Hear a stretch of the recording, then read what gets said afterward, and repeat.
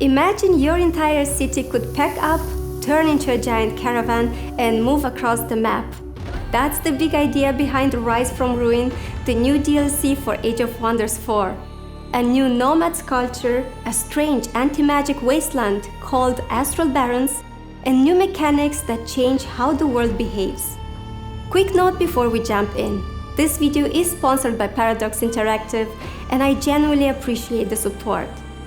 As always, I'm going to try my best to keep it easy to follow. I will explain what's in the DLC in simple terms for new players, and I will call out what seasoned players should pay attention to. Let's get started.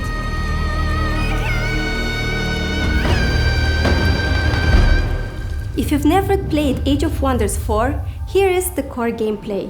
It is a fantasy strategy game where you build an empire on a world map. You found cities, expand territories, explore points of interest, and fight tactical battles.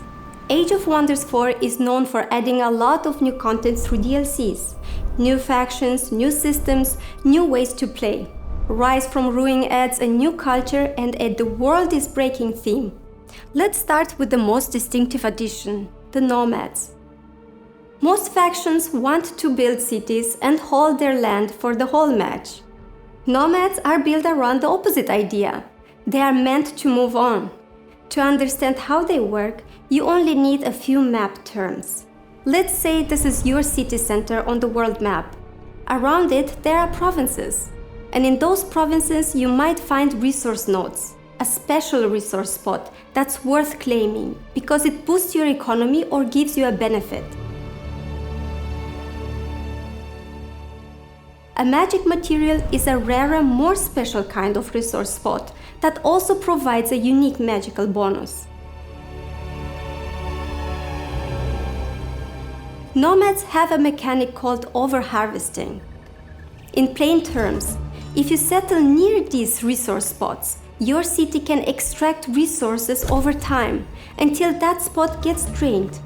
When that happens, the Nomads keep the benefit as an essence. An essence is basically a stored reward the city keeps, so even after the location is used up, your city carries value from it going forward.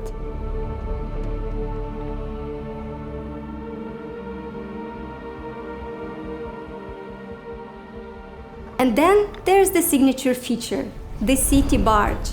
A city barge is your city packed up into a moving form, so instead of being stuck in one place, you can move the entire city across the map and settle again somewhere else.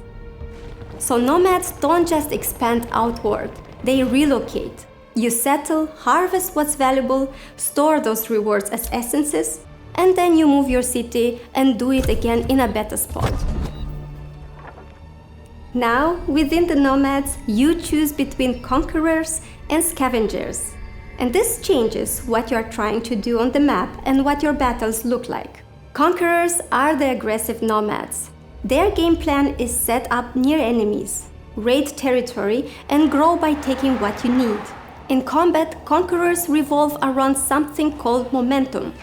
If a unit moves far enough during its turn, it earns a temporary boost, so you are rewarded for staying mobile instead of standing still.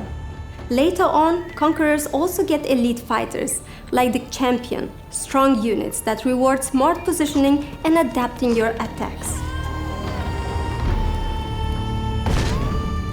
Scavengers play more like survivors and opportunists. Instead of mainly feeding off enemy land, they are built to extract value from the world. You will hear the term Ancient Wonder here. An Ancient Wonder is a rare special landmark on the map, bigger and more valuable than normal resource spots, usually with stronger rewards and unique interaction.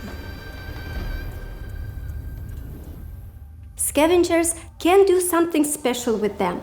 They can extract an essence from an Ancient Wonder, usually as a one-time harvest. And the more essences your city already has, the bigger those essence rewards can get.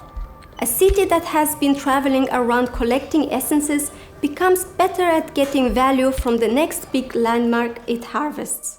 On top of that, during combat, scavengers can loot. When units die in battle, loot can drop onto the battlefield. Scavenger units can move over it and pick it up. Picking up loot gives a small heal and a stack of looted power, a temporary bonus that makes that unit stronger for the rest of the battle. And because it can stack, fights can swing if you control the loot on the ground.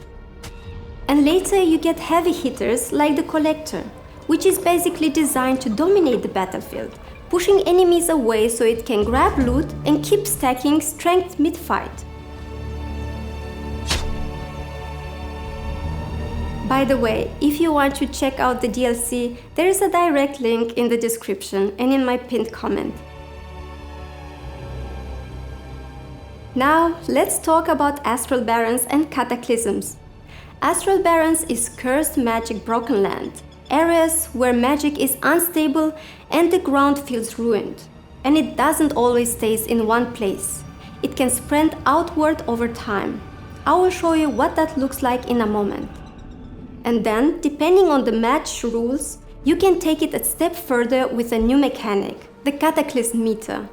In matches where this system is active, the Cataclysm meter is basically a danger bar.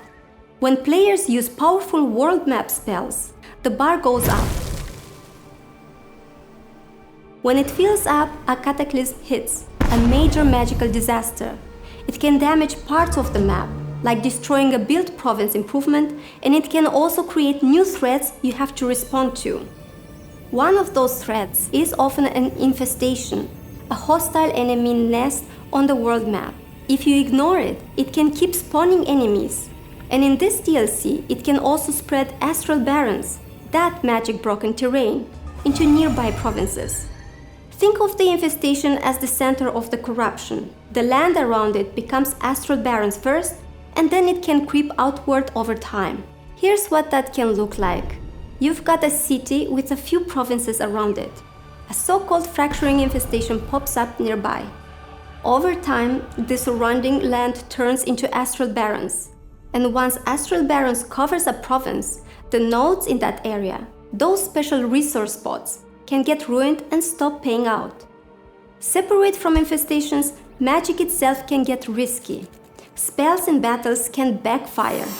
A backfire means you cast a spell, but it comes with an extra unwanted side effect, especially in Astral Barrens.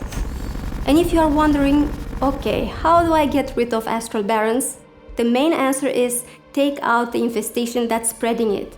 Basically, you need to defeat those nasty enemy nests.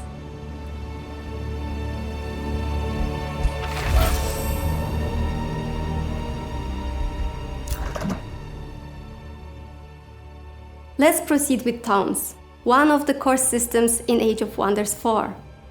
A tome is a themed upgrade book you choose during a match.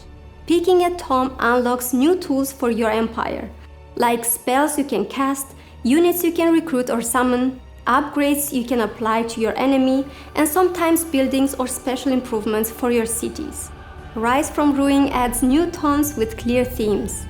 Tome of the Warband is about building a stronger core army, training troops, boosting their morale, and becoming more fierce.